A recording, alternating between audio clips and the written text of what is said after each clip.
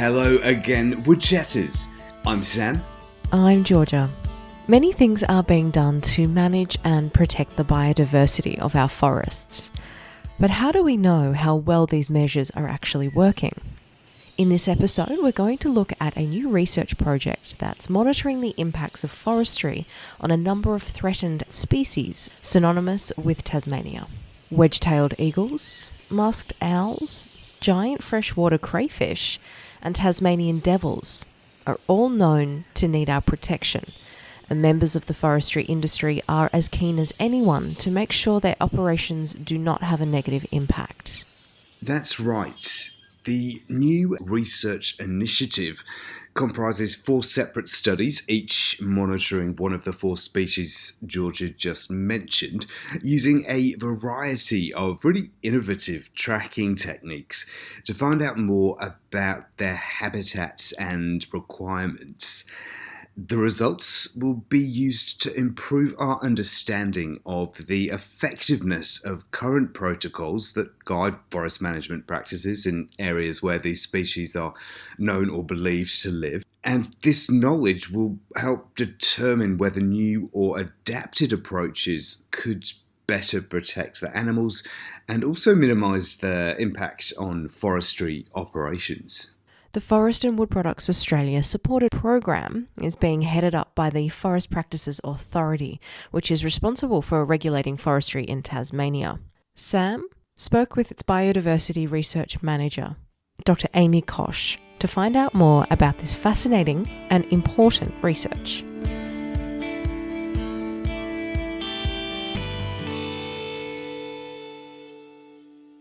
Yes, so obviously we do a whole lot of things to try and manage biodiversity in the forestry setting, but we want to be sure that that management is actually working.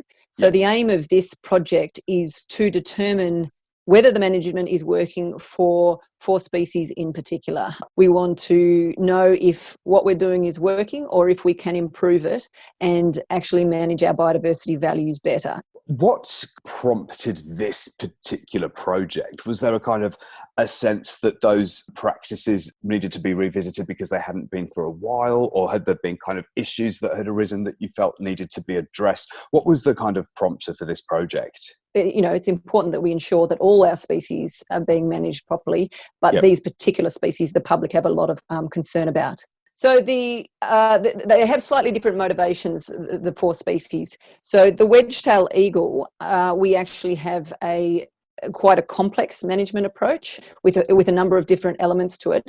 And there is some research that has gone into the development of that approach, but we've also used research that's been done for different species overseas. But it also comes at a big cost to the industry, not necessarily so much in the land that's put aside for them, but we actually limit the activities that can occur within 500 metres or 1 kilometre line of sight. And that's in the area around a nest that's known to be active. During the breeding constraint period, so it's a considerable amount of time. And so then that's the prompters and the aim for the work around the eagles' nests. How about the owls? Was that a similar kind of idea, or was there a different rationale? Yes, it's a slightly different rationale for the owls. Basically, we don't actually know that much about masked owls. The key concern of forestry to masked owls is their nesting and roosting habitat. So they rely on large hollows, which are obviously only found in large old trees. So we need to make sure that we're managing the availability of these large hollow-bearing trees in the landscape. Their current management for masked owls is to look at the amount of mature forest that's available in the landscape, and we've got some thresholds which are considered acceptable or not acceptable. But we don't know how well that management is working because we know so little about how selective masked owls are in their tree hollows. What this research is trying to do is to go, if they're more selective than we think, then we'll need to adjust our management accordingly to make sure we're capturing the habitat that they actually need. More from Amy about the other aspects of this project shortly. But first, we wanted to get a first-hand account about what's involved with the tracking and monitoring of these sorts of birds. Georgia caught up with the FPA's Jason Wiersma, scientific officer and raptor specialist, which I'm sure we can all agree is right up there with some of the coolest job titles around. Jason is on the ground facilitating this work and told Georgia a bit more. What sort of techniques are involved in I guess that monitoring in terms of what does that entail?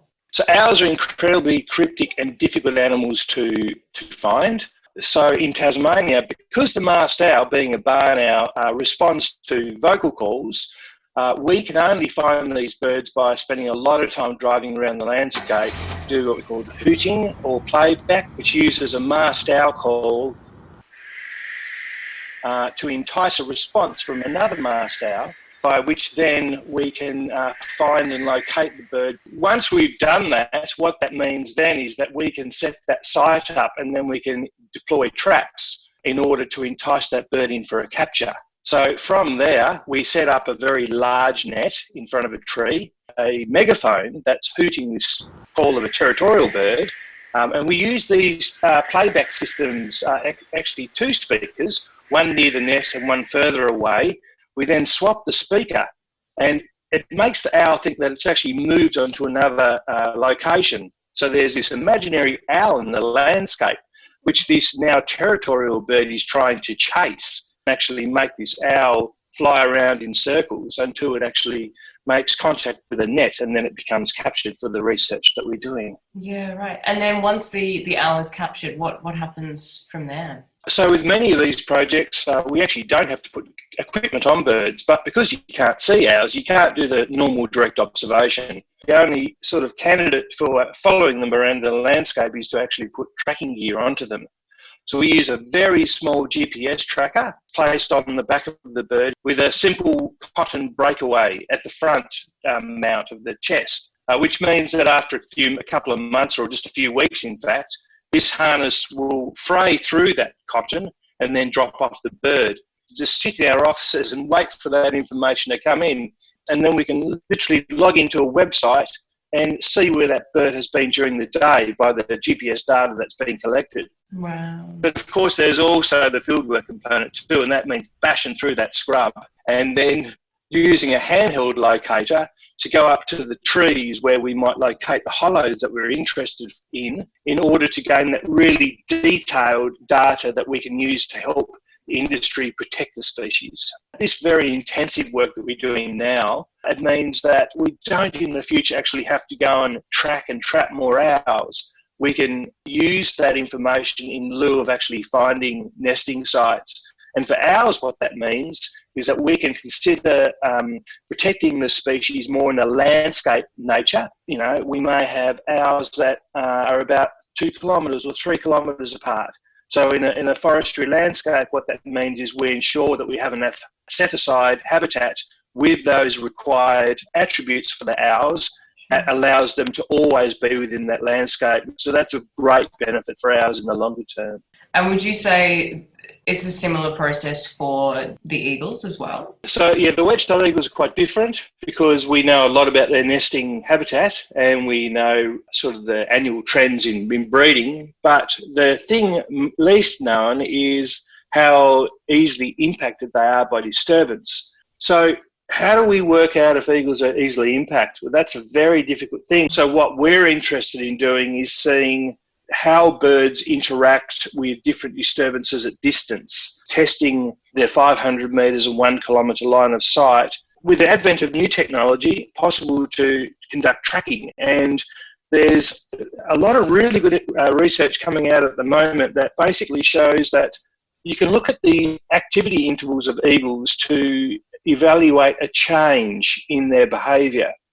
So if we looked at a nest that had no disturbance around it, you might find that the birds had a very particular pattern that changed little. And these kind of patterns can be picked up very easily by accelerometers that are on board a lot of these GPS trackers. And when you compare that to a site where there is some activity, some forest harvesting, or maybe just a road or anything like that, changes in behaviour can be very easy to detect. And those changes can often be the result of disturbance to those birds. with seeing a change in their behaviour, we expect that any reduction of the constraint area that people work in and how that changes the behaviour of birds will actually determine the threshold levels itself. What's the time frame for the research for both of the projects? So the time frame for the OWL project is actually a fairly short period. So initially we will be doing a small pilot study on the first bird just to make sure all our equipment is working. Once that's done, then we'll put about 6 more trackers on different birds, which should collect information just over a couple of months. So the OWL project is probably a fairly short-term project, whereas the Eagle project will be running for about 2 to 3 years, whereby we can make direct comparisons between years when birds are breeding or not breeding and when activities are present or not. I mean, obviously the research that you end up gathering will then determine how the industry responds. What do you sort of foresee some of the main benefits that the forestry industry will gain? As a consequence of the research, there's not going to be an increase on the restrictions to the industry. We don't really want to put management prescriptions down that aren't of use. So if the kilometre is of no use and that 800 metres is just as useful, well, that reduction in the distance we have to manage makes our work far less complicated. And now more from my chat with Amy, who had more to say on this side of things. And we'll relate the activity of the bird to the activity of the machinery and see if the birds are worried about the machinery at that distance or not. And if they show no signs of concern whatsoever, then we will go through a process to see if we can reduce the level of management. If the birds are concerned, then there will be absolutely no reduction in management whatsoever. The next species I think that we'd mentioned were the freshwater crayfish. Might be good to start with what prompted that element of the research. Yeah, so this is a slightly different project. It's not actually testing the effectiveness of management. It's developing a tool to be able to do further research. So the giant freshwater crayfish obviously uses streams. It's located in streams. Firstly, the baby crayfish shelter under rocks and stuff that occur in the stream. You can often have little cavities and they'll hide in there, but also for respiration. So if there's too much fine sediment in the stream, then it has the potential to affect their respiration. One of the planning tools we have is a map that's reflecting the suitability of habitat for juveniles. And that map is a tool used by forest planners to prioritise what level of management they apply and effectively how wide the streamside buffers need to be. Just jumping in here for a second for the benefit of anybody unfamiliar with the use of the term buffer zone in this context. As referred to just there by Amy, the buffer zones are basically the areas at either side of a stream within which harvesting practices are prohibited for the protection of the crayfish. Now, back to Amy. What this study is doing is determining if we can sample the DNA of the streams and see if we can determine whether crayfish are in those streams or not. Okay. So that technique will then be used to refine planning tools. So we have the University of Canberra are the ones doing the laboratory work, and they have managed to develop a primer for this species. So yes, we can detect giant freshwater crayfish DNA in water samples. Yep. The next phase of the work will be to see what level of sampling is needed to get a positive result at a particular time. Yep. So there's going to be a few stages to the work. Once that has been done and we've got an idea of where the crayfish are in certain rivers or streams, what will that information then be used to inform? Like, how would that potentially impact the forestry practices in the nearby area? The area of interest are really the headwater streams, so the really small streams. So to try and see if we can refine the model to provide clearer and more accurate guidance on which are the priority streams that need the wider buffers to protect the crayfish. I think the fourth species that we discussed was the Tasmanian devils. Could you tell me a little bit about that aspect of the work? Quite a bit of research has obviously been done on them, but surprisingly little is known about how they use the forestry landscape. So we know that they occur there, but we don't know what actually happens during a harvest operation. And because the populations got so low, any impact on the breeding of Tasmanian devils is of considerable concern. In forestry context, it's the breeding den sites that we're really worried about. We want to make sure that they're not being impacted. What this study is doing is going, what happens to devils during a harvest operation? Where do they go? Are they okay, or what? And what happens to those den sites? Dr Amy Koch suggested speaking to PhD student Evie Jones of the University of Tasmania, who's currently out in the field undertaking the Tasmanian devils element of the project. Okay, so I'm out in a pine plantation in the Derwent Valley, and we're just about to release a devil that we caught. So we've been trapping for about a week now. I didn't think we'd catch a lot in a pine plantation, but I didn't think the devils would use it much, but we've been catching plenty of animals. So this is Babs. She's a 2017 female. She is also lactating, so she has young in a den nearby, which is really encouraging. And she's healthy. So I'm going to let her go now. Off you go. And she's off into the bushes. So essentially, my project is looking at how Tasmanian devils and also quolls are affected by forestry landscapes and operations. I'm trying to find out how devils use these landscapes and are affected by clear felling and use those results to inform forestry management to improve their conservation. It includes two major parts of the study. One is a landscape scale study. So I'm setting up live traps to find out how their health is affected by human modified landscapes. The big part of the project is looking at how devil movements and health are affected by clear felling. I'm going to be collaring a whole bunch of devils prior to a clear felling operation, and then monitoring them over the clear felling operation until a couple of months afterwards. So seeing where they move, seeing what happens to their den sites is a really big question.